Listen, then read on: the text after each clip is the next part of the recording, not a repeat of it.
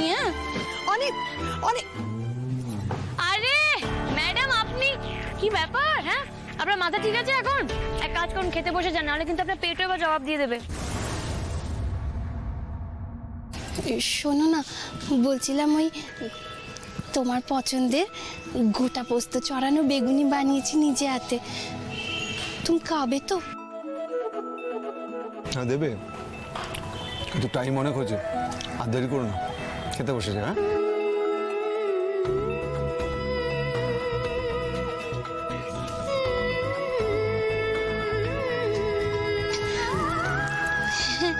এই তো, তুমি কে না, তারপরে আমি খেতে বসবো।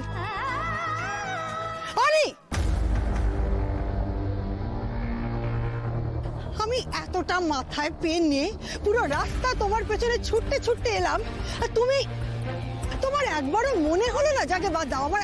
আর সেই মনে হবেই বা কি করে?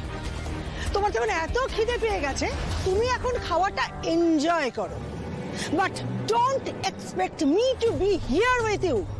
আর আমি বলে দিচ্ছি, ন্যাকামি করে আমার রুমে যেন কেউ খাবার পাঠানোর চেষ্টা না করে, আমার পেটটা অলরেডি ভরে গেছে। হ্যাঁ এটা ভালো আইডিয়া। দিয়া দিদি ম্যাডাম, খাবার দাবার নিয়ে আপনাকে কোনো চিন্তা করতে হবে না, আপনি ঘরে যান না, আমি দিয়ে আসবো। আর বাবা, খেলতে গেলে তো এরকম একটু একটু চোট লাগেই, তাই না? এটাই তো খেলার নিয়ম। কি ভেবেছিলেন আপনি যে আপনি জিতে গেছেন? আপনার কাছে মেডিনেস আছে, আপনার ক্যারিয়ার আছে, আপনার কাছে পাওয়ার আছে, কিন্তু পাওয়ার থাকলে কি সব থাকে ম্যাডাম? ওই যে মানুষটাকে দেখছেন, ওই যে ভদ্রমহিলা, আমার মা, ওনার কাছে জানেন তো, ওনার কাছে পাওয়ার বলতে ওনার সংসার, স্বামী, সন্তান।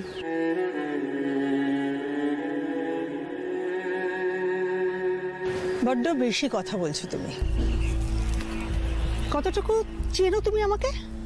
কতটুকু জানো আমার, অনিল আর বিজয়াদির ইকুয়েশন সম্পর্কে? কোন অধিকারে তুমি এই কথাগুলো বলছো? হ্যাঁ, এই অধিকার কি বলুন তো, এই অধিকার বোধটা একমাত্র আপনার মধ্যেই আছে, আপনি শুধু ওটাই ফলাতে জানেন। কিন্তু আমার মা জানেন তো, ভালোবাসতে জানেন। মানে আপনি হচ্ছেন লাভ ক্ষতির হিসেব মেনটেন করে চলা একজন মানুষ। খরচের খাতায় যদি সবটাই লিখে দেন, তাহলে যে পাওয়ার খাতায় সবটা শূন্য থাকে, সেটা আপনার কাছে হিসেবে আছে। কিন্তু আমার মা জানেন তো, তার সারা জীবনটাই খরচের খাতায় লিখে দিয়েছে। তাই আমার মায়ের পাওনায় তো ভালোবাসাটা থাকবেই, আর সেই ভালোবাসা পাওয়া থেকে আমার মাকে কেউ আটকাতে পারবে না, কেউ। আমার মায়ের জন্য আগে তার সংসার, তারপর সে নিজে। আনন্দে। আরে ম্যাডাম, যে মানুষটা শুধুমাত্র তার স্বামী, সংসার, সন্তান নিয়ে বেঁচে থাকে, ঠিক সেরকম স্বামী, সংসার, সন্তান নিয়ে বেঁচে থাকা গৃহবধূদের পাওয়ার সম্পর্কে আপনার কোনো আইডিয়া নেই। দেখুন না, দেখুন কি সুন্দর করে মা বাবাকে খেতে দিচ্ছে, দেখুন দেখুন, জ্বলছে তাই না? একটু জ্বলুক, কেন বলুন তো? কারণ আমার মাকে জানেন তো, এই সারা জীবন বুকের মধ্যে জ্বলুনিটা নিয়ে মুখে হাসি রেখে বেঁচে থাকতে হয়েছে। হ্যাঁ, একটু জ্বলুনি তো আপনারও বানতে হয়।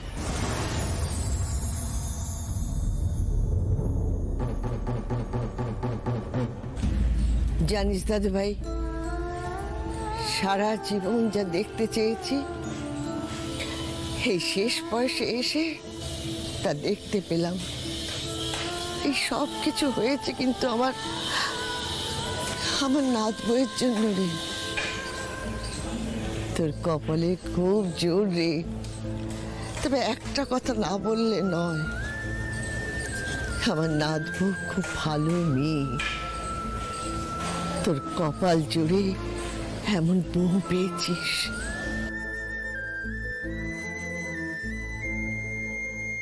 আচ্ছা, তো আমার এখন খুব ইচ্ছা করছে যে আমি এখানে বেশ কয়েকজনকে আর কি করে দেখাবো। হ্যাঁ, তো হ্যাঁ মানে ওই আর কি, তো আপনাদেরকে বলতে হবে যে কে কে। লিসেন না, তুই তো বুঝতেই পারছিস, বল যে আমি ভালো নেই, I got depressed. প্লিজ তুই আমার সাথে একটা পিৎজা খাবি?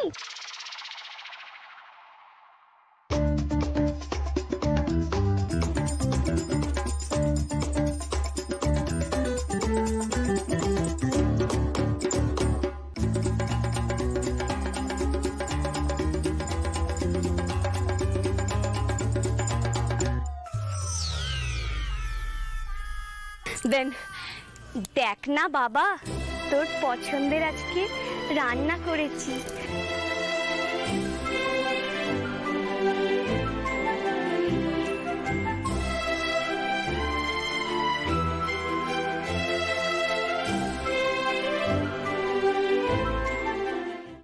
বলোকে আর পাচ্ছি না। আমি জানি যে ওই বিট লবণ খেয়ে কেউ তুলেছিল, কিন্তু আমি বলবো না। ও মা, এতে না বলার কি আছে? আনন্দিত হুবহু নকল করেছে আদিকে। সত্যি স্যার, আপনি ধন্যি, আপনি কিন্তু ধন্যি।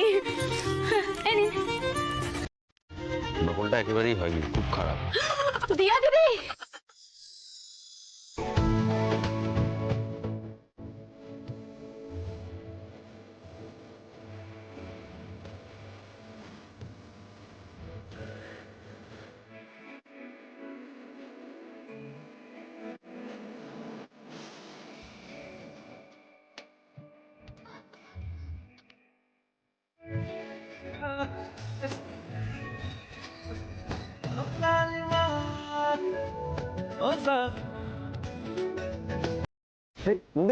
নন্দিনী